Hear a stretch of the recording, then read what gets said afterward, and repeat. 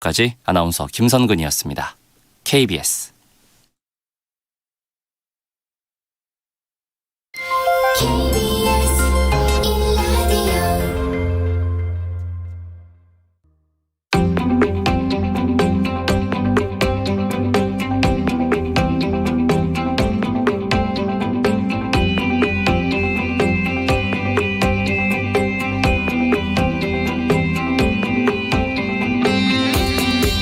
김성환의 시사야.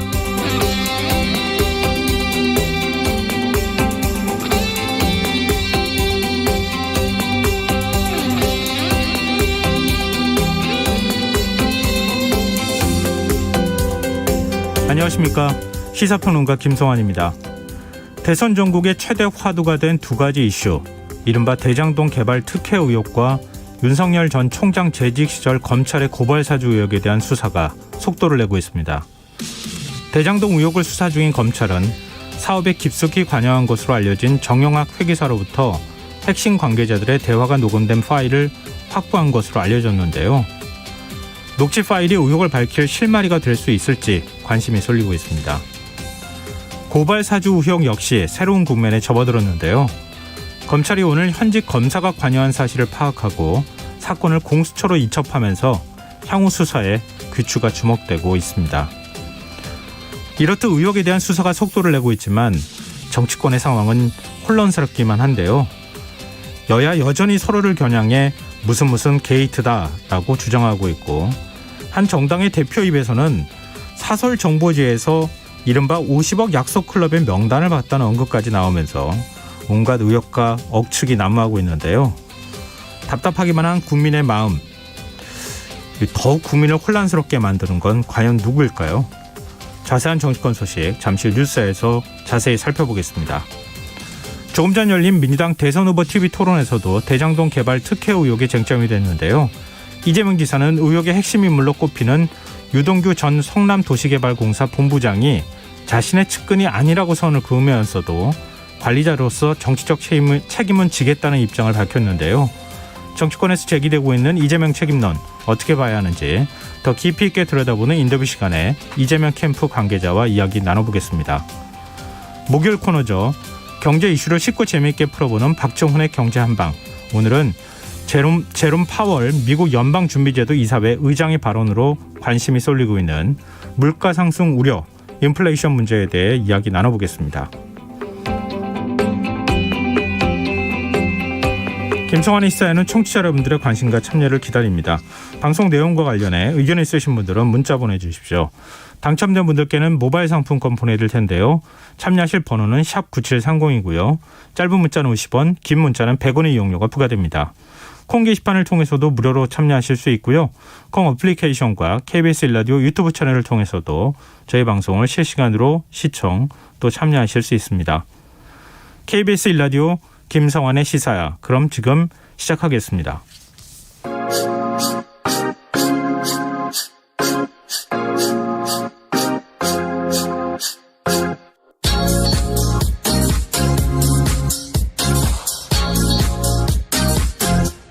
KBS 일라디오 김성환의 시사야.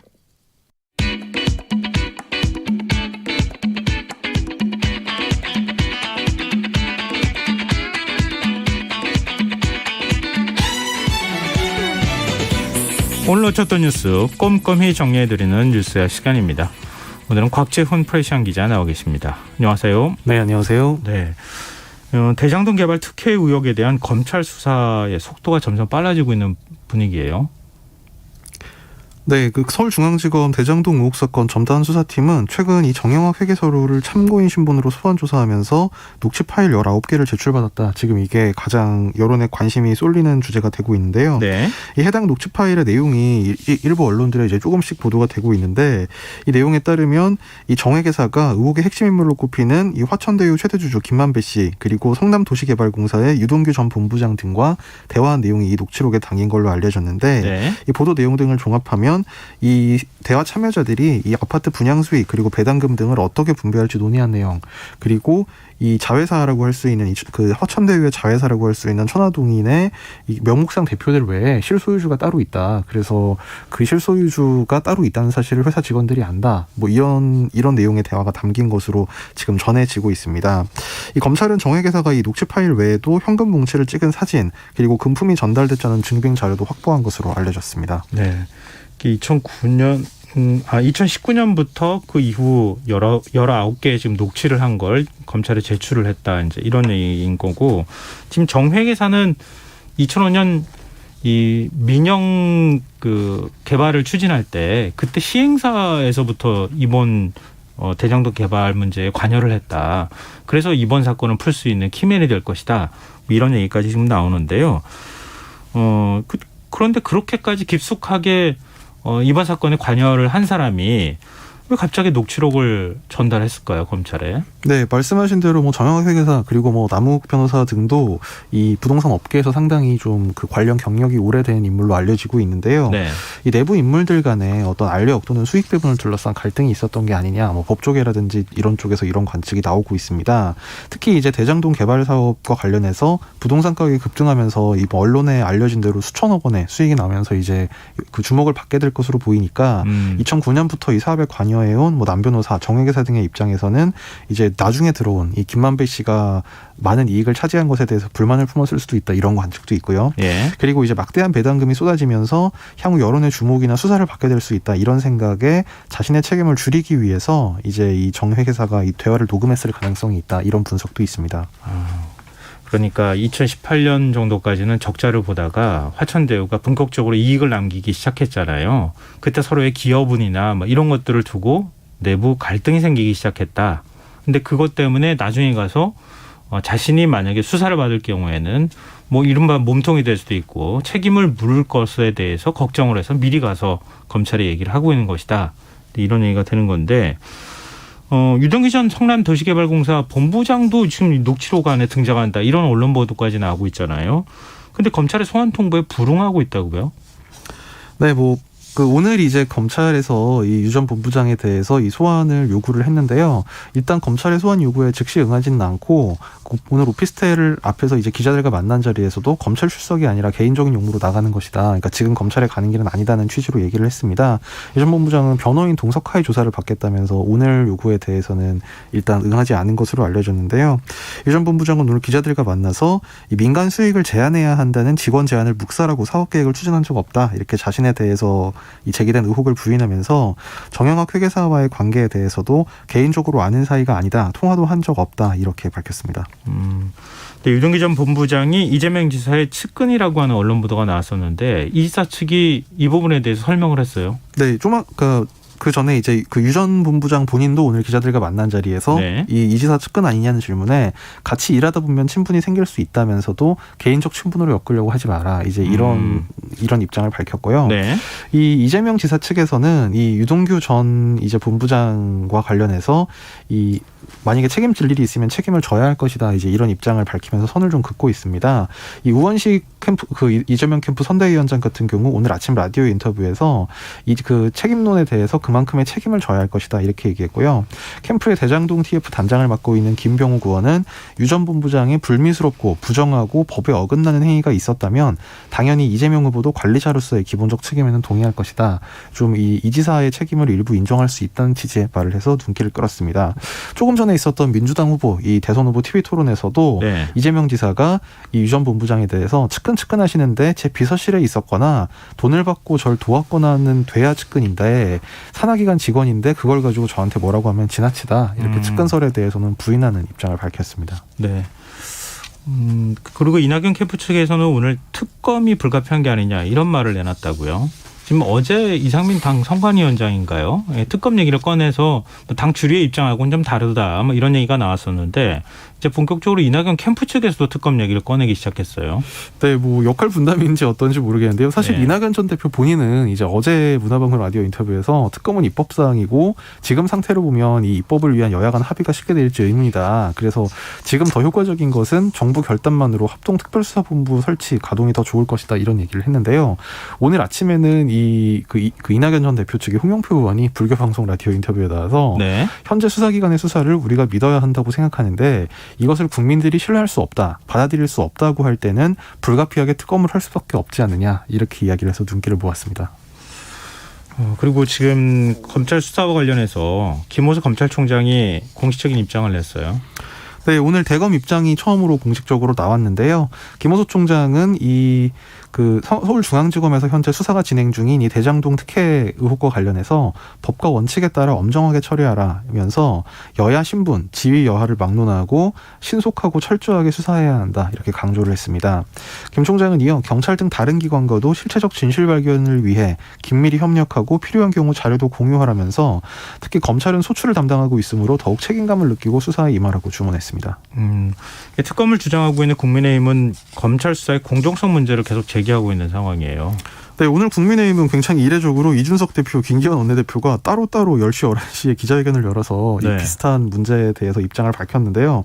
이준석 대표는 검찰은 화천대유 논란이 일고 2주가 지나서야 수사 진행 의지를 밝혔고 수사팀 구성도 편향 인사라는 말이 많다 이렇게 검찰을 비판하면서 또 수사권 조정에 따라 혐의점이 많아서 다양한 주체가 수사를 진행하고 있는데 이런 상황에서 대형 수사를 지휘할 수 있는 지금까지의 검증된 방법은 특검뿐이라고 강조를 했습니다. 네. 이 김기현 원내대표는 아침 최고위원회의에서 여당 대선 유력 주자에 대한 대형 비리 게이트 사건을 여당 현역 의원인 법무장관이 총괄 지휘하면 어떻게 공정한 수사가 이루어지겠느냐 이렇게 이의를 제기하면서 특별수사팀에 대해서도 친정권 검사들이 다수 포진된 것으로 알려졌다 이렇게 의혹을 제기했습니다. 박범계 법무부 장관은 어떤 입장입니까? 네, 박 장관은 오늘 그 정부과천청사 법무부로 이제 출근하는 길에 기자들과 만나서 이제 김기현 원내대표가 이런 얘기를 했다, 이런 얘기를 전해 듣고 그럼 사건이 부산지검으로 가야 한다는 거냐, 당치 않은 얘기다 이렇게 선을 그으면서 이 검찰이 그 수사에 뒤늦게 나섰다는 주장에 대해서도 고발장이 접수되고 배당된 뒤에 압수수색 시점까지 하면 거의 사나흘 만에 된 것인데 늑장 수사라는 지적에 대해선 서울중앙지검을 기준으로 할 땐 동의하기 어렵다 이렇게 밝혔습니다. 서로 간에 좀 생각이 많이 다른 것 같습니다. 대장동 의혹을 두고 이렇듯 여야 공방이 계속 이어지고 있는데 국민의힘 이준석 대표가 화천대유의 이른바 50억 약속 클럽을 언급하고 나섰는데 이 50억 약속 클럽이 뭡니까? 그러니까 이거는 좀 전사가 있는 이야기인데요. 네. 사실 이 부분은 처음에 어떻게 불거진 거냐면 이 곽상도 의원 아들의 50억 원 퇴직금 의혹에 네. 대해서 그 당에서 그 추석 연휴 전부터 이미 알고 있었던 게 아니냐, 당에 제보가 네. 있었다 이제 이런 지적이 있었잖아요. 김기현 원내대표가 알고 있었다는 거잖아요. 그렇죠. 그래서 이제 기자들이 그 어제 그저께 정도에 이미 이준석 대표에게 당에서 미리 알고 있었던 게 아니냐 이걸 물어보니까 당에 그러니까 이준석 대표가 당시에 답을 하기를 당에 제보가 들어왔고 그 예. 제보를 확인하는 과정이었고 그래서 추석 연휴 마지막 날에 이 제보가 들어온 것에 대해서 조치를 하기 위해서 최고위원을 소집했는데 곽상도 의원이 이미 탈당을 했다 이런 취지로 설명을 한 적이 있습니다. 근데 이제 기자들이 그러면 당시에 당에 들어온 제보가 뭐였느냐 네. 이렇게 물어보니까 여기에 대해서 이준석 대표가 그저께 그게 이제 곽상도 의원 이름을 포함해서 한 서너 명 정도가 있는 그냥 그 사설 정보지 형태의 자료였다 이렇게 밝혔는데요. 그러니까 어제 이제 그 여당에서 네. 그 서너 명이라고 하면 국민의힘 서너 명을 말하는 거냐, 누군지 바로 다 공개하고 나머지도 다 징계 처리를 해라 이런 네. 주장이 이제 윤호중 원내대표로부터 있었거든요. 그랬더니 오늘 이제 윤석 대표가 아니 내가 서너 명이라고 한 거는 사설 정보지에 나온 거는 국민의힘 서너 명이 아니라 이제 곽상도 의원을 포함해서 이제 오늘 라디오 인터뷰에서 밝힌 내용이 예. 뭐 예를 들면 박영수 특검, 또 권순일 전 대법관, 또 이재명 지사와 친분이 있다고 하는 또 다른 인사의 이름이 있었다. 여기에 곽상도 의원까지 포함해서 4명이었다. 이제 이런 취지로 네. 얘기를 한 겁니다. 그러면 좀 얘기가 조금 다르잖아요. 그러니까 50억 클럽이라고 하면 이른바 이제 리스트가 쫙 들어있는 거라고 생각할 텐데 지금 언급한 사람 말고는 더 본 사람들이 없다는 거예요. 그러니까 이제 이준석 대표가 본인 입으로 뭐 50억 약속 클럽이라는 표현을 하진 않았고요. 네. 이제 기자들이 그 곽상도 의원을 포함해서 이 50억을 받기로 했다는 뭐 그런 의혹이 있는 명단을 당에서 제보를 받았다는데 그게 뭐냐 이렇게 물어보니까 이 대표가 답하기를 제가 본 사설 정보지 내용은 4명이 포함된 명단이었다. 오늘 기자회견 자리에서 이 기자의 질문에 이렇게 답변을 한 겁니다. 그 구체적인 내용은 아까 이제 아침 라디오 그리고 기자회견을 네. 종합해서 말하면 아까 말씀드린 대로 뭐 곽상도 의원 이름이 있었는데 그 금액, 그러니까 50억 원이라는 부분은 언론에 보도된 내용과 맞지 않는 부분이 있었다. 또 그분들 이름을 거명하기에는 정보 확인이 안 돼서 부적절하다고 하면서도 솔직히 말하면 박영수 특검 이름도 있었고 권순일 대법관 이름도 있었고 이재명 지사와 친분이 있다고 하는 또 다른 인사 이름도 있었다. 그냥 이렇게만 밝혔습니다. 지금 사설 정보지 내용을 어디까지 신뢰할 수 있을지도 좀 의문이기도 하고 진짜 리스트로 가는 것인지 아닌지도 좀 정확하지 않고 좀 그러네요. 그러니까 이제 그 부분은 사실 그러니까 이제 그 이준석 대표 입장에서는 사실 좀 억울할 수 있는 부분인 게 예. 본인이 이제 사설 정보지의 내용을 내가 이걸 봤다라고 먼저 공개했다기보다는 뭐 당에 어떻게 제보가 접수된 거냐 이제 기자들의 질문에 답변을 하다가 이게 쭉쭉 나온 내용이라서 예. 오늘 발언 내용만 놓고 보면 마치 이제 공당 대표가 이 사설 그 찌라시 내용을 예. 막 그 근거해서 어떤 공세를 한 예. 것처럼 보이지만 그 히스토리를 좀 이제 생각을 해보면 아마 이 대표 입장에서는 조금 억울한 부분이 있을 수도 있을 것 같습니다. 그리고 언론이 양념을 너무 지나치게 치고 있지 않나 이런 생각도 말씀 듣다 보니까 들기도 하는데요. 민주당은 어떤 입장입니까? 네, 민주당은 여전히 대장동 의혹이 국민의힘 게이트다 이런 입장을 강조를 하고 있는데요. 오늘 윤호중 원내대표는 원내대책회의에서 화천대유 대주주 김만배 씨의 누나이자 천화동인 사무 이사인 김명옥 씨가 윤석열 후보 부친의 주택을 시세보다 싸게 매입한 사실이 드러났다면서 윤 후보 측은 부친 건강 문제로 급하게 집을 내놨다고 변명을 했지만 정말 기가 막힌 우연으로 화천대유 관련자가 매입했고 그것도 빚을 내서 매입했다 이렇게 의혹을 제기했습니다. 그러면서 까면 깔수록 야당 인사만 나오는 화천대유 매직이다. 이렇게 표현을 하기도 했습니다. 네. 민주당 국토의원들은 연희동으로 갔다면서요 오늘? 네, 그 연희동에 그 윤석열 전 총장 부친이 이 김명옥 씨에게 매도한 이 예. 주택 현장을 찾아가서 현장 조사를 했는데요.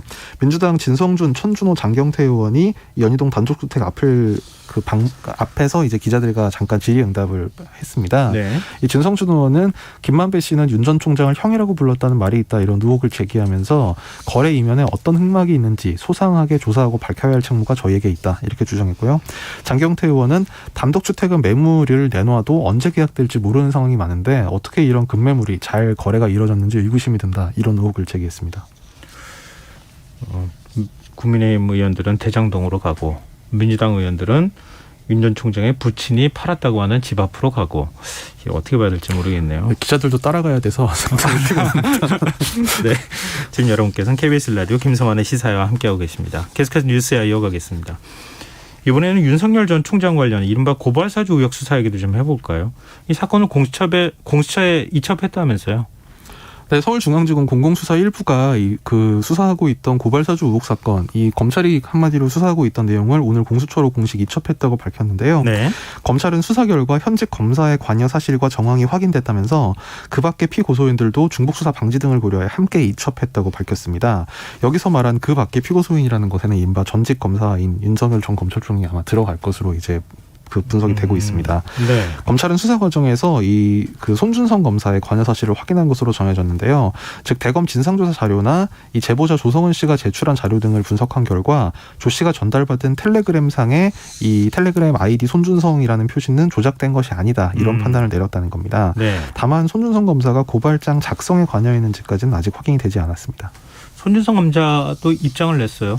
네, 오늘 손 검사는 입장문을 내고 일부 언론이 저의 관여 사실이 확인된 것처럼 보도하며 정치적으로 악용되고 있는 것에 대해 유감스럽게 생각한다면서 기존에 밝힌 바와 같이 저는 본 사건에 관여한 사실이 전혀 없고 향후 공정한 수사가 진행된다면 진실이 밝혀질 것이다 이런 입장을 되풀이해서 밝혔습니다. 또 피의 사실 공표나 명예훼손 등에 대해선 강력히 대처할 것이라고 부연했습니다. 윤석열 전 검찰총장은 검찰이 손을 터는 과정이 아니겠느냐 이런 발언을 내놨어요. 네, 오늘 윤석열 전 총장이 그 오찬 회동을 이제 박진 의원과 가졌는데요. 네. 그 이후에 기자들이 이 공수처 이첩 사실을 알려주면서 어떻게 생각하느냐 이렇게 묻자 관련이 됐으면 자기들 그러니까 검찰이 기소하면 되지 왜 공수처에 넘기느냐 하면서 아마 장시간 수사를 했는데 처음부터 막연한 정황이라는 것을 알고 아마 손을 터는 과정에서 그런 얘기를 한 것이 아니겠느냐. 저는 크게 의미를 두고 있지 않다 이렇게 밝혔습니다. 근데 원칙상으로 지금 법상으로 보면 검사와 관련돼 있는 어떤 비리 혐의나 혐의가 나오게 되면 그 사건을 공수처로 이첩하게 돼 있는 거잖아요. 그렇지 않나요? 네, 검사 네, 관련된. 네, 그렇죠. 법상으로는 그렇게 돼 있는 건데 일단 검찰도 수사를 시작했으니까 수사를 계속해도 되는 거 아니냐. 근데 왜 공수처로 사건을 이첩했느냐 이렇게 얘기하면서 손을 터는 과정이다 이런 지금 해석을 내놨는데 어찌됐든 간에 윤 전 총장 측은 그동안에 정치 공작이라는 주장을 해왔던 거 아닙니까? 조작된 것이다 이렇게 얘기를 했는데 좀 검찰 수사 결과를 보면 조작설은 좀 힘을 잃게 되는 거 아닌가요? 뭐 일단 그 제보된 내용 자체가 조작이다. 그러니까 이를테면 그 어떤 손준성이라는 텔레그램 아이디 자체를 조작했을 것이다. 아니면 제보한 화면을 조작했을 것이다. 이것은 앞서서 뉴스버스가 보도한 시점부터 그럴 가능성은 상당히 낮아 보인다. 예. 이런 것으로 이제 분석이 되었고요. 다만 이제 뭐 윤 전 총장 측에서 주장하는 뭐 박지원 전 국정원 박지원 국정원장의 관련설 네. 이제 이런 부분은 뭐 검찰에서는 이제 공수처로 넘겼고 그래서 공수처가 발표할 수사 결과를 아마 봐야 좀 이제 그 정확하게 판단을 할 수 있을 것 같습니다. 네. 고발 사주 의혹 제보자인 조성원 씨가 김경 원내대표를 포함한 국민의힘 의원들을 추가 고소했다는 얘기도 들리네요. 네, 조성은 씨가 오늘 국민의힘 권성동, 김기현, 윤한홍 의원 등을 공직선거법 위반 등의 혐의로 서울중앙지검에 고소했는데요. 조 씨는 이들이 SNS 그리고 기자회견 발언 등을 통해서 자신에 대한 허위 사실을 유포하고 고발 사주 의혹에 대한 피의 사실을 축소 은폐하려 했다고 주장했습니다. 내일부터 3주 동안 국회 국정감사가 진행이 될 예정이잖아요. 지금 증인 채택 상황은 어떻습니까? 이게 말씀하신 대로 당장 내일부터 국감이 진행이 돼야 되는데 이 대장동 관련 국감 증인 관련해서는 지금 여야 합의가 계속 이뤄지지 않고 있습니다. 네. 이 4개의 상임위에 걸쳐 있는데요. 국토위가 이제 주 상임위가 되고 그리고 법사위 정무위 행안위에도 이제 관련 야당에서 신청한 증인들이 있고 뭐 물론 여당 측에서도 신청하고 있는 증인들이 있습니다. 김기현 원내대표는 오늘 11시 기자 간담회를 열었는데 그 주된 내용이 그러니까 이것에 대한 여당을 비판하는 내용이었는데요. 네. 이 판교 대장동 개발 사업은 그야말로 구린내가 펄펄 나는 불법 특혜로 얼룩진 역대급 개발 비리 사건이다. 이렇게 주장하면서 이번 국감의 최대 이슈이자 국민적 관심사는 단연코 화천대유다. 그런데 민주당의 조직적 방해로 맹탕 국감이 될 위기에 처해 있다. 이렇게 주장을 했습니다. 그러니까 대장동 의혹 관련 야당이 요구하는 증인 참고인 명단을 수용하라. 이렇게 여당을 압박한 건데요. 이재명 지사 측도 맞불을 놓고 있는데 박주민 의원은 국민의힘 곽성도 의원 아들이 50억을 받은 사실을 국민의힘 지도부가 미리 알았다고 하고 이준석 대표조차 서너 명이 더 있다고 한다면서 고발사주 의혹까지 이번 국정감사에서 철저히 진상규명하겠다 이렇게 밝혔습니다. 네. 여야 대선 경선 분위기도 좀 살펴보죠. 민주당 대선 후보들이 오늘 TV 토론회를 했어요. 뭔가 쟁점이 어떤 게 됐습니까?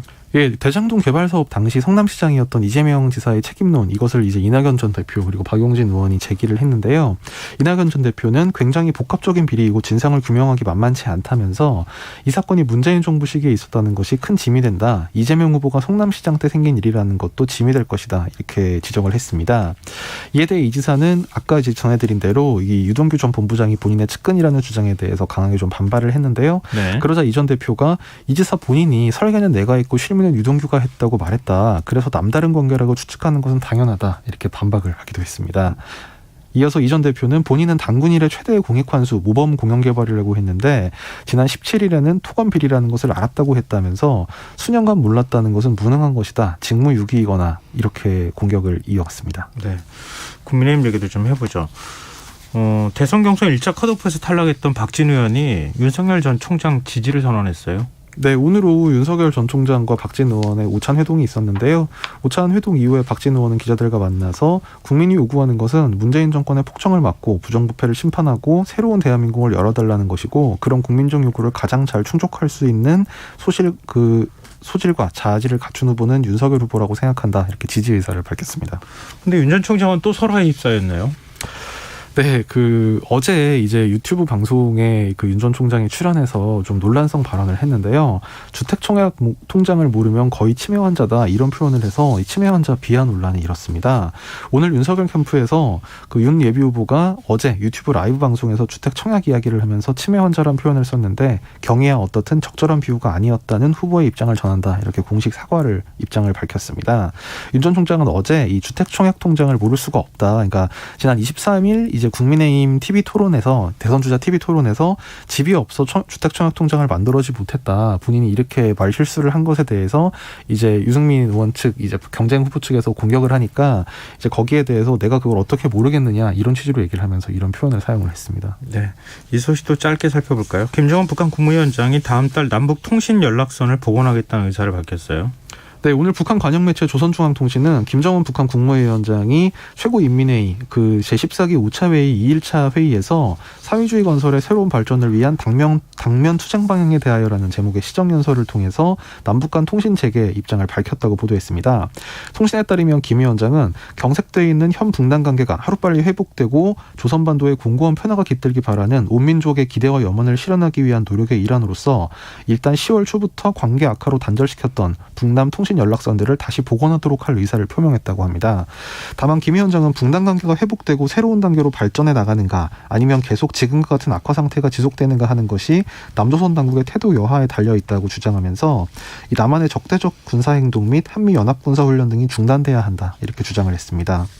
또 김 위원장은 문재인 대통령이 그 앞서 제안한 이 남북 종전선언에 대해서도 부분적으로 우호적인 입장을 밝혔는데요. 네. 얼마 전 남조선이 제안한 종전선언 문제를 논한다면 북남 사이 불신, 대결의 불씨로 되고 있는 요인을 그대로 두고서는 종전을 선언한다 해도 적대적 행위들이 계속될 것이라면서 종전선언에 앞서 서로에 대한 존중이 보장되고 타방에 대한 편견적인 시각과 불공정한 이중적 태도 등이 먼저 철회되어야 한다는 것이 우리가 계속 밝히고 있는 불변한 요구다 이렇게 밝혔습니다. 네. 뭐 좀 부디 연락선 복원하면 통신 연락선 복원하면 서로 간에 좀 활발한 대화가 이어졌으면 좋겠습니다. 네, 뉴스야 오늘 여기까지 하겠습니다. 곽재훈 프레시안 기자였습니다. 고맙습니다. 감사합니다.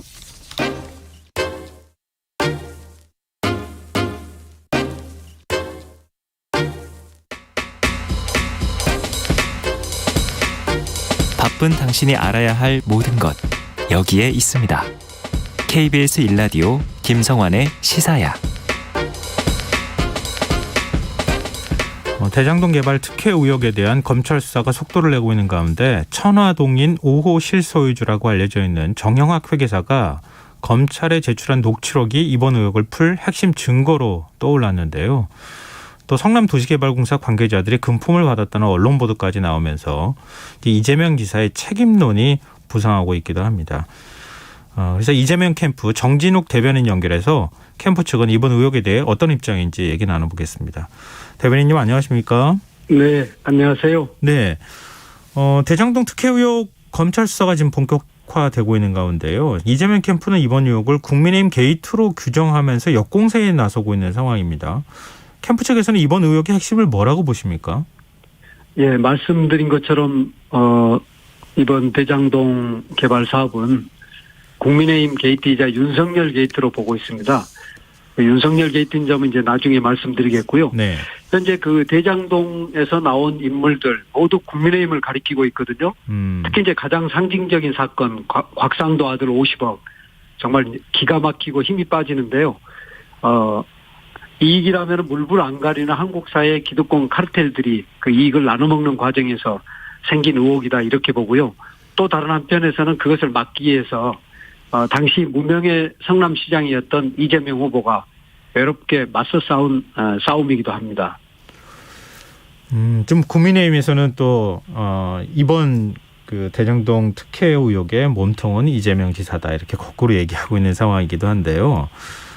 지금 화천대유 관계사인 천화동인 5호 실소유주인 정영학 회계사가 녹취록을 그 검찰에 제출했다고 합니다. 캠프 측에서는 이 녹취록에 대해서 어느 정도 파악을 하고 계십니까? 아직까지 뭐 보도돼 있지 않기 때문에 저희가 알고 있는 내용은 없는데요. 예. 결국 이제 언론에 보도된 정도인데 현재까지 보도된 것을 보면 화천대유 주주들 간의 이익 배분에 대해 논의한 것들이 주요 내용인 것으로 아직까지는 파악하고 있습니다.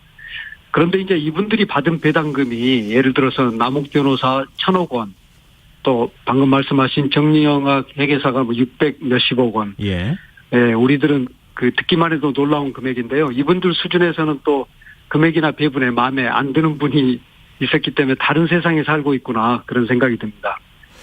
뭐 언론 보도이긴 하지만 성남도시개발공사에 뇌물이 전해졌다라는 뭐 정황이 담겨져 있는 내용도 녹취록에 포함되어 있다고 하던데요. 또 일부 뭐 동아일보에서 보도를 한 거지만 유동규 전 성남도시개발공사 기획본부장이 금품을 받았다는 의혹까지 제기되고 있는 상황입니다. 만약에 그렇다면 대장동 개발 사업을 어찌 보면 유동규 본부장이 기획하고 진두지휘를 했다. 성남시 안에서 본다면요. 그렇게 볼 수 있으면 이재명 지사의 책임론이 제기될 수밖에 없는 상황 아닙니까? 예. 그 언론에서 이제 자꾸 유동규 본부장을 이재명 지사의 최측근이다 이렇게 규정을 하는 것 같은데요. 네. 그 대장동 개발을 주도했던 민간 사업자들이 당시에 이제 자기들 실력을 과시하기 위해서 자기의 카운터파트인 유동규 본부장을 측근으로 소문을 낸 영향이 있는 것 같거든요. 네. 그분이 이제 업무 능력은 상당히 있어서 발탁이 된 분이지만은 측근이라고는 전혀 할 수 없고요. 유동규 기획본부장은 그 뒤에 이제 경기관광공사 사장을 하다가 퇴직했는데요. 네. 예, 관광공사가 요청했던 유 본부장, 유 사장 본인이 요청했던 영화 제작 예산이 반영되지 않자 사퇴한 것으로 알려져 있습니다. 그래서 이분이 뭐 최측근이라든가 또는 뭐 그분이 받은 금품과 그런 게 만약에 있다면 이재명 지사님과는 어떤 연관도 없다 분명하게 말씀드릴 수 있을 것 같습니다. 근데 성남시에 있을 때도 산하기관의 법무장을 맡았고 또 이재명 지사가 그러니까 성남시장에서 경기도지사가 됐을 때에도 산하기관장까지 됐단 말이에요. 측근이라는 개념이 뭐 넓은 범죄의 개념을 정의하는 용어이긴 하지만 그래도 어느 정도 신뢰를 받은 사람이었다 이렇게 볼 수 있는데 만약에 유 전 본부장이 이번 사건에 연루가 됐다는 사실이 드러나면 이재명 지사도 당연히 책임지겠다 이런 표현을 사용했거든요. 어떤 방식으로 책임을 진단 말입니까? 예, 오늘 그 토론회 때 그런 말씀하셨죠. 예, 책임을 지겠다 이렇게 말씀을 하셨는데 결국은 이제 책임을 진다는 것은 그 도의적 책임 아니겠습니까? 그리고 이제 직원이 법에 어긋나는 행위를 했을 때는 관리자로서의 책임이 당연히 있을 거고요. 만약 유동규 전 본부장의 부정이 확인된다면 경기도 산하기관 직원의 부정을 완전히 막지 못한 관리 미진의 책임이 있을 것 같은데요. 이재명 지사께서는 직원의 잘못에 대해 사과하는 대국민 사과 정도는 하셔야 하지 않을까 그렇게 생각이 듭니다. 네. 이거는 물론 이제 유동규 전 본부장의 부정이 확인된다는 전제에서 말씀드린 겁니다. 네, 알겠습니다. 이진석 대표는 화천대유로부터 거역을 받기로 약속한 이른바 50억 클럽에 이재명 지사의 측근들이 포함되어 있다 이런 주장을 했거든요. 이 주장에 대해서는 어떻게 보십니까? 글쎄요, 저는 이준석 대표가 50억 클럽에 대해서 무슨 이제 고급 정보를 취득했나 이렇게 봤거든요. 네. 그런데 이제 야당 대표라는 분이 시중에 돌아다니는 찌라시를 읽고 지금 말씀하신 것이거든요. 그래서 이제 국민의힘 수준을 보여주고 있다 이렇게 보고요. 지금까지 하천대유에서 고문을 했던 자녀를 취직시켰던 곽상도, 온유철 같은 분들 전부 돈을 받은 사람들 하나같이 국민의힘 아닙니까? 그래서 제가 볼 때는 50억 클럽에 가면을 찢으면 진짜 상호가 나타나는데 저는 그 이름이 국민의힘 클럽이다. 그게 일관성이 있지 않겠습니까? 그렇게 보고 있습니다. 네. 화천대유 대주주 김만배 씨 누나가 윤석열 후보 부친의 자택을 샀다고 하지 않습니까? 이건 뭐 객관적인 사실로 확인이 된 거고 윤 전 총장 측에서도 인정한 부분인데요. 그러나 윤 전 총장, 윤석열 후보 측은 우연의 일치일 뿐이다 이렇게 주장하고 있거든요. 어떻게 보십니까? 예, 우리가 이제 흔히 하는 말에 우연히 거듭되면 필연이다 이런 말 있지 않습니까? 네. 네, 서울에 대략 주택이 약 300만 호 정도가 있는데요. 윤석열 부친의 집을 김만배 회장의 친누나가 사들일 확률 300만 분의 1이거든요. 이거는 사람이 여름에 번개 맞을 확률보다도 훨씬 더 낮습니다. 그동안 대장동 개발 사업을 국민의힘 게이트로 불러왔는데요. 이번 기회에 우리 열린 캠프에서는 아울러 윤석열 게이트다 이렇게 보고 있습니다. 저는 이 주택 거래보다 더 냄새나는 거래는 없다 이렇게 단언하거든요. 네. 많은 언론이 이것은 김만배 회장이 윤 후보에게 뇌물을 주기 위한 방편으로 집을 사준 것 아니냐 이런 의심의 눈을 보내고 있습니다. 사실 거기에는 또 명확한 근거도 있고요. 근거요? 예, 저는 한 3가지 정도로 보는데요. 윤석열 후보와 김만배 회장이 서로 친한 것으로 소문나 있는데 윤 후보는 개인적으로 전혀 모른다 이렇게 강하게 부정하고 있거든요. 한국에서 네. 예. 한국에서 알아주는 두 마당발이 기자와 검사로 어울렸는데 서로 모른다. 저는 강한 부정은 긍정이라고 봅니다. 두 번째는 윤 후보는 부친이 이사하게 돼서 급히 집을 매각하게 됐다. 그래서 10억 정도 손해보고 팔았다 이렇게 이야기했거든요. 네. 그런데 이제 알고 보니까 부친이 이사해서 살 아파트는 이미 매입해 둔 상태였고요. 또 집은 그 뒤에 팔아서 잔금도 한참 뒤에 받았습니다. 네. 그러니까 돈이든 집이든 급할 게 하나도 없었다는 거거든요. 네.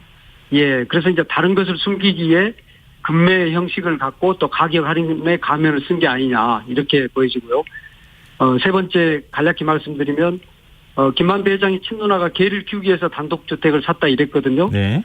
그런데 이제 2019년부터 올해까지 이분이 단독주택을 2채나 더 매입합니다. 네. 그리고 또 100억 이상 되는 건물도 있는 부동산 투자 전문가거든요. 그런데 네. 윤 후보 부친집은 50년이 다 된 노후주택이거든요. 거래도 잘 안 되는 곳에 있고. 예. 그러면은 다운 계약에 뒷돈이 오고 갔다 해도 하나도 이상해 보이지 않는 거래입니다. 그래서 저는 이 거래는 반드시 검찰이든 공수처든 수사에서 진실을 밝혀야 한다고 봅니다. 네, 알겠습니다. 아마 윤 전 총장 측 입장은 좀 다를 수 있기 때문에 그럼 뭐 다시 확인을 좀 해야 될 부분일 것 같고요. 국민의힘뿐만 아니라 지금 민주당 대선 선관위원장인 이상민 의원도 특검으로 안 갈 수 없다. 또 오늘 이낙연 전 대표도 특검 얘기를 지금 언급하고 있는 상황인데요. 윤 전 총장이나 국민의힘 뭐 이른바 이제 고발사주 의혹 문제랑 같이 특검을 받는 방법 어떻게 보십니까? 우리는 특검이 아주 빠르고 공정한 제도다 이런 그 잘못된 선입견을 갖고 있거든요. 네. 네, 특검은 수사를 지연시킬 수도 있고 또 불공정할 수도 있는 제도입니다. 그 과정을 보면 먼저 이제 특임 검사를 임명해야 하거든요. 예. 근데 이게 또 여야 합의입니다. 그래서 임명에만도 한두 달이 걸릴 수가 있고요. 또 이제 특히 그 엉뚱한 보수 인사가 저희로서는 이제 걱정하지 않을 수가 없는데요. 보수 인사가 임명되면 정치적 행보를 걷게 되고 진실 규명이 물 건너가고 이런 일이 생깁니다. 또 특검이 임명되면 그 다음에는 이제 특검을 도울 또 수사 인력 뽑고요. 또 사무실도 구해야 합니다. 이러다 보면 아마 수사 시작하면은 3월 9일 대통령 선거 끝나 있을 겁니다. 그러면 그 사이에 야당은 보수 언론의 도움을 받아서 온갖 가짜 뉴스를 사실이냐 흘리면서 특검을 사실상 좌초시킬 거거든요. 네. 이렇다면 특검보다는 즉시 수사할 수 있는 경찰과 검찰의 수사 이게 훨씬 더 즉각적이고 또 공정한 방식이다. 저희는 이렇게 보고 있습니다. 지금 국민의힘은 국정감사 종합상황실 현판식을 열고 대장동 국감을 예고하고 있는 상황이거든요. 뭐 국감 증인 채택 문제까지도 지금 뭐 이재명 지사도 나와라 이런 얘기까지도 이전에 한 것으로 알고 있는데 혹시 국감에 어떻게 대비하고 계십니까? 대장동 물론 이제 의혹이 있으면 국감해야 되는데요. 사실은 이번 국감은 정치 공세가 될 가능성이 굉장히 높습니다. 네. 대장동 개발 사업은 뭐 저희가 누누이 말씀드리지만 가장 모범적인 공공개발의 사례거든요. 조선일보조차도 개발 사업 직후에 이제 기사를 내서 가장 모범적인 개발 사업이다 이렇게 칭찬을 했던 사업인데요. 예. 아마 이번 국감에서 국민의힘이 얼마나 기득권 카르텔인지 오히려 그 민낯이 저는 드러날 걸로 그렇게 기대하고 있습니다. 여기서 이제 확실히 한 가지만 말씀드리면요. 네. 국민의힘이 민간 사업자에게 모든 이익을 독식하도록 만들었던 것이 대장동 사업이었습니다. 이것을 이제 이재명 시장님이 당선되자마자 애롭게 싸워서 공영개발로 만들고 시민들에게 5,500억을 환수시켜준 거 이것이 대장동 사업의 본질입니다. 그건 앞서 말씀해 주셨으니까요. 네. 예. 이준석 대표하고 이재명 지사 간에 설전이 오갔는데요. 뭐 봉고파직 위리안치 뭐 가면을 뭐 찍겠다 뭐 이런 식의 표현까지 등장했는데요. 이거 너무 그 말이 거친 거 아니냐 이런 얘기까지 나오거든요. 캠프 측에서는 어떻게 보고 계십니까?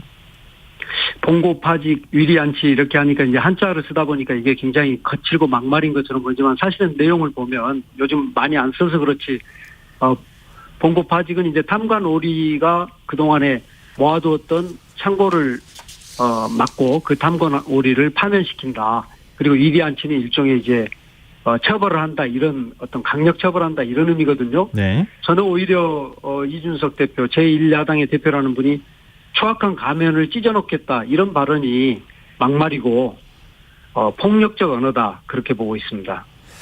네, 알겠습니다. 오늘 말씀 여기까지 듣겠습니다. 말씀 고맙습니다. 예, 고맙습니다. 예, 지금까지 이재명 캠프 정진욱 대변인이었습니다.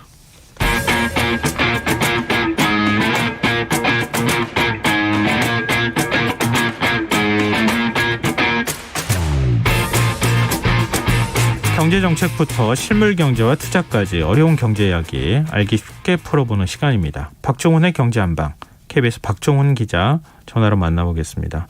안녕하십니까? 네, 안녕하세요. 예, 파월 연준 의장이 어제 갑작스럽게 인플레이션 지속 가능성을 언급을 했어요. 지금 물가 상승을 우려했다고 볼 수 있는데 이런 발언은 처음 아닌가요? 네, 사실 수치로만 보면 미국의 물가 상승률 정말 무섭다 할 정도로 굉장히 높은 수준이거든요. 네. 지난달이죠. 8월달 같은 경우 5.2% 물가 상승률을 보였는데 그게 전년도보다 이제 5.2%가 올랐다는 건데요. 임금 상승률도 최근에 4%가 넘고 있습니다. 이게 보통 상황에서는 난리가 날 정도의 굉장히 높은 상승률인데 네. 여기에 대해서 파월 연준 의장은 계속 문제가 없다 이렇게 반복해서 시장을 안심시키는 발언을 해왔거든요. 네. 자, 그런데 그때마다 파월 의장의 발언을 듣고 시장은 항상 안도하는 모습을 보였습니다. 근데 그러던 분이 갑자기 어제 유럽중앙은행이 마련한 컨퍼런스에서 갑자기 내년까지 인플레이션 가능성이 있다 이런 언급을 했는데 시기까지 특정해서 인플레이션이 지속될 것이라고 말한 것은 이번이 처음이라고 할 수 있습니다. 근데 몰랐을 리는 없을 테고 갑작스럽게 물가 상승을 경고한 이유는 뭐예요? 네, 파월 의장 같은 경우는 지금 글로벌 공급망 병목 현상이 심각해졌다 이렇게 언급을 했는데요. 네.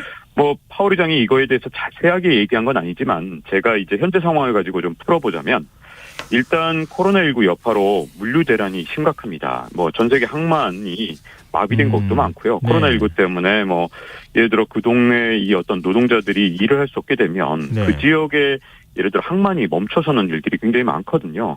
여기다가 코로나19로 인해서 개발도상국들 중에서 베트남이나 인도네시아 같은 데서 락다운이 일어나면 공장이 문을 닫아서 여기서 더 이상 공급이 안 되는 경우도 많습니다. 가장 큰 문제 중에 하나가 이 반도체 같은 이 수급 부족 문제가 있는데 네. 이게 공급망의 균열을 일으키면서 자동차뿐만 아니라 많은 제품들의 생산을 지금 현재 막고 있는 상태고요. 이 재난지원금을 잔뜩 받은 이 미국인들은 지금 현재 소비를 굉장히 늘리고 있는 상황입니다. 그런데 가장 심각하고 최근에 나타난 현상으로 이 세계 공장으로 불렸던 중국이 이 에너지 부족 때문에 공장의 문을 닫거나 작동을 멈추는 일이 계속 반복적으로 일어나면서 네. 가장 심각한 문제로 현재 떠올랐습니다. 이 중국의 에너지 수급난도 큰 문제가 될 수 있다면서요? 네, 그렇죠. 이 에너지 수급 문제가 지금 아주 심각한 문제인데요.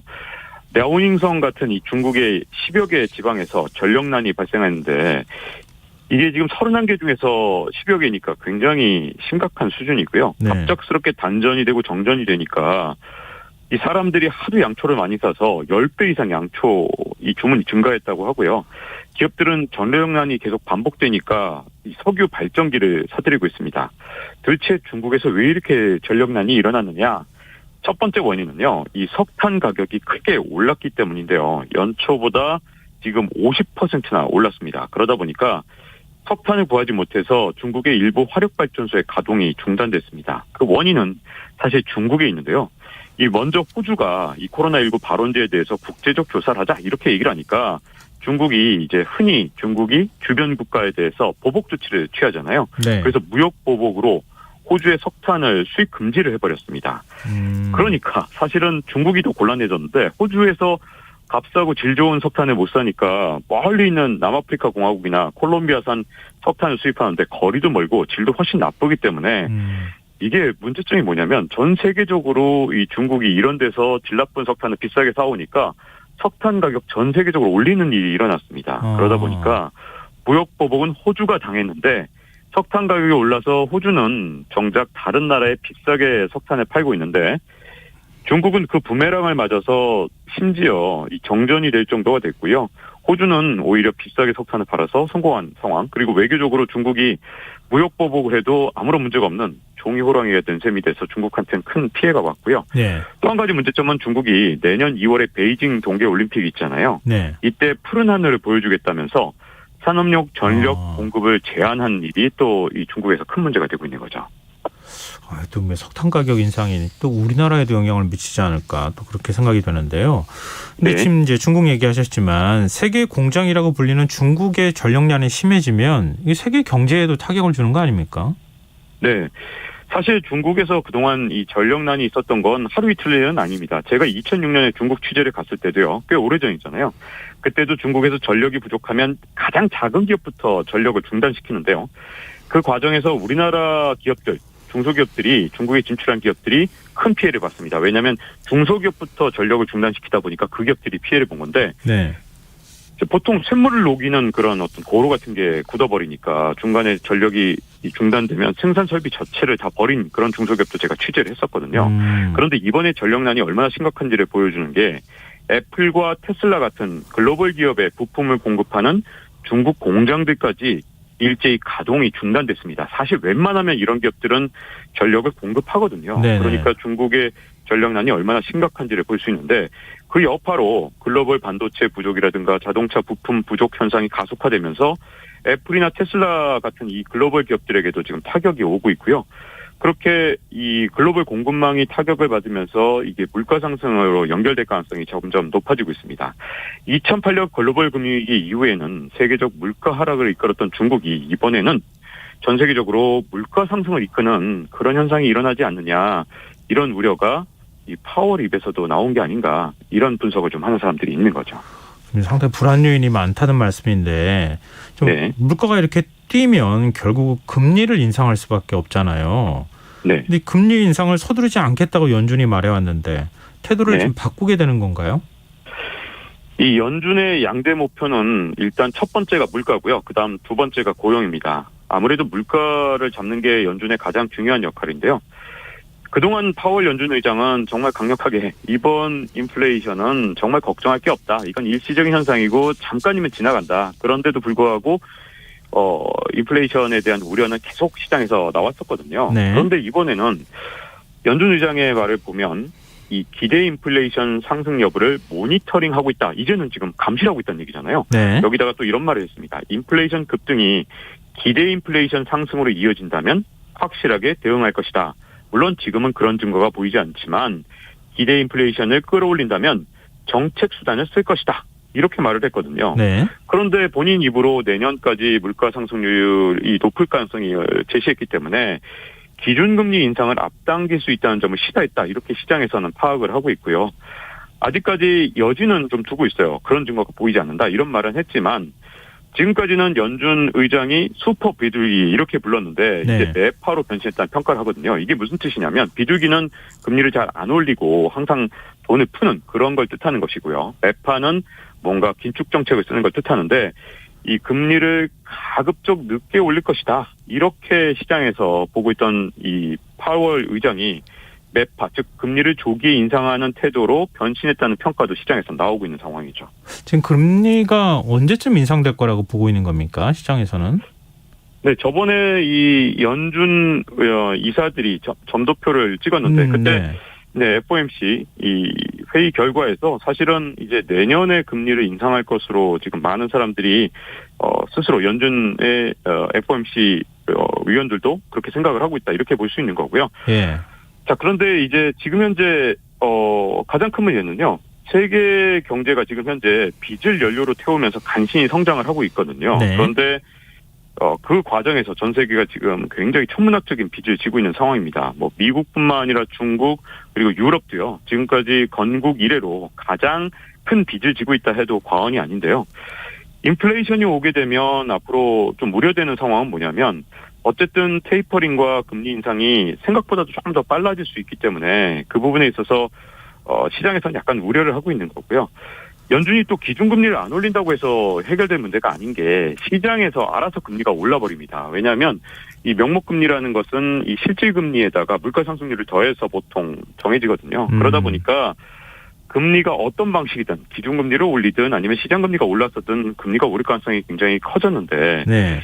예전에는 이제 많은 기업들이 빚을 굉장히 많이 진 상태에서 경영을 했었잖아요. 네. 그러니까 그런 기업들이 지금은 어려움에 처할 가능성이 굉장히 크고요. 또 국가 부채가 많은 나라들도 추가로 빚을 내기가 힘들어지는데요. 지금까지는 국가 부채를 통해서 경제 성장을 이끌어 왔는데 이게 앞으로는 굉장히 어려운 상황에 처할 가능성이 있거든요. 그렇기 때문에 경제적으로는 성장이 둔화되고 또 인플레이션 때문에 일자리가 줄어드는 현상까지 일어날 수 있기 때문에 앞으로 좀 더 지켜봐야 될 문제가 아닌가. 인플레이션에 대해서 조금 예의주시해야 되는 상황으로 점점 가고 있는 것 같습니다.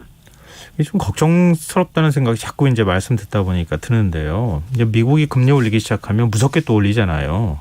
근데 네. 미국이 금리 올리면 그때 우리가 뒤늦게 따라가면 우리가 사실은 따라갈 방법, 만들 수 있는 정책 수단이 없는데 우리가 그럼 먼저 올리기 시작해야 된다는 얘기가 되는 거라서 네. 좀 걱정이 좀 크네요. 근데 인플레이션이 자산 시장에 미치는 영향도 좀 살펴볼까요? 네. 일단 인플레이션이 오면 이제 자산 가격도 오를 것이다. 이렇게 물가가 오르는데 당연한 거 아니냐. 이렇게 보시는 분들도 있는데요. 네. 물론 초기에는 그런 효과도 있는 건 사실입니다. 그런데 인플레이션도 사실은 디플레이션만큼 굉장히 자산 시장에 위험할 수 있거든요. 그 이유가 뭐냐면 아까 말씀하신 대로 금리가 오르게 되기 때문에 지금까지 저금리에 맞춰서 이 자산 가격이 한없이 올라 있는 그 상태에서 예. 갑자기 인플레이션이 오게 되면 그게 금리 인상 또는 상승으로 이어지고 그게 자산 가격 하락으로 이어지는 경우도 많거든요. 자, 미국의 10년 단위 주가 상승률을 봤을 때 그런 현상이 실제로 나타나는데요. 디플레이션이 왔던 대표적인 시기가 대공황 직후인 1930년대 그리고 2000년대 같은 경우는 글로벌 금융위기 직후 2010년대 이럴 때 같은 경우에 예로 들 수 있는데요. 1930년대나 2000년대 이 디플레이션이 좀 왔다고 할 수 있었던 때에는 주가 상승률이 굉장히 낮았습니다. 네. 그건 맞는데요.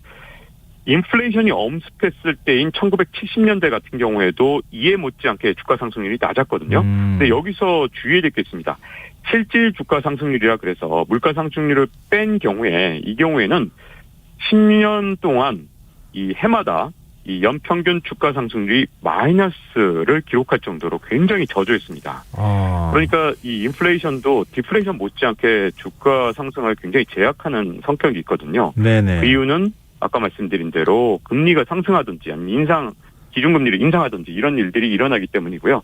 또 한 가지 문제는 인플레이션이 왔을 때 초기에는 부동산 가격이 조금 더 오르는 부동산 가격을 끌어올리는 효과가 있는데 그게 네. 금융시장에서 금리가 올라가게 되면 부동산 시장에도 항상 안 좋은 영향을 미쳤거든요. 그렇죠. 그래서 만약에 인플레이션 우려가 커지게 되면 굉장히 큰 문제인데 파월 연준 의장이 그동안 공언했던 대로 인플레이션이 일시적인 현상이기를 시장에서는 바랄 수밖에 없는데요. 안타까운 건 파월 연준 의장의 임기가 내년 2월이거든요. 그러니까 그때까지 연임을 못하게 되면 사실은 이 파월 의장이 어떻게 정책을 써서 문제가 있든 그 후임자가 문제를 뒤집어 쓰는 상황이 오는 거고 이게 약간 걱정이 됩니다. 그래서 세계 경제와 금융시장이 끝까지 유정의 미를 거두도록 연준에서 조금 더 좀 안전운전을 잘 할 수 있도록 좀 경제를 이끌어가는 그게 좀 중요할 것 같아요. 근데 우리 부동산 시장 집값 엄청나게 많이 올랐잖아요. 사실은 네. 우리도 그렇죠. 금리 올라가고 그러면 영향을 안 받을 수가 없는 상황인데 네. 지금 공공요금 인상 문제가 계속 지금 화두가 또 된 상황이잖아요. 우리 그렇죠. 경제는 인플레이션 우려할 만한 상황은 아니에요? 지금 우리나라 인플레이션율은 미국의 절반도 안 되기 때문에 지금 당장은 문제가 아닌데요. 문제는 미국에서 인플레이션 우려가 점점 커질수록 이 환율이 자꾸만 올라갈 수밖에 없거든요. 달러에 대한 원화 환율이 올라가게 되면 뭐가 문제가 되냐면 수입 물가가 오르게 되고 그게 우리나라에도 파급되기 때문에 왜 흔히 이렇게 말합니다. 미국은 인플레이션을 다른 나라로 수출할 수 있는 나라다 이런 얘기를 하는데 미국의 인플레이션이 우리나라까지 영향을 미칠 가능성은 적지 않아 있기 때문에 앞으로 미국의 물가 상승률을 좀 지켜봐야 될 것 같습니다. 미국이 이렇게 되면 우리가 지금 독감 걸릴 가능성도 있을 것 같은데 참 여러 가지로 걱정입니다. 이게 뭔가 이렇게 뚜렷하게 방향이 설정되면 불확실성에 대비할 수 있는데 지금 그것도 아니어서 우리가 항상 긴장하고 있어야 되는 이런 상황이 아닐까 싶네요. 참 걱정입니다. 네, 내년 같은 경우는 좀 그렇다고 봐야죠. 네. 박정원의 경제한방 지금까지 KBS 박정원 기자였습니다. 고맙습니다. 네, 고맙습니다. KBS 일라디오 김성환의 시사야 1부 순서는 여기서 마무리하겠습니다. 2부에선 사건 사고 뉴스 등을 살펴보는 밤참 뉴스 지금이 영화 순서로 찾아뵙겠습니다. 저는 11시 정각 2부에 다시 오겠습니다.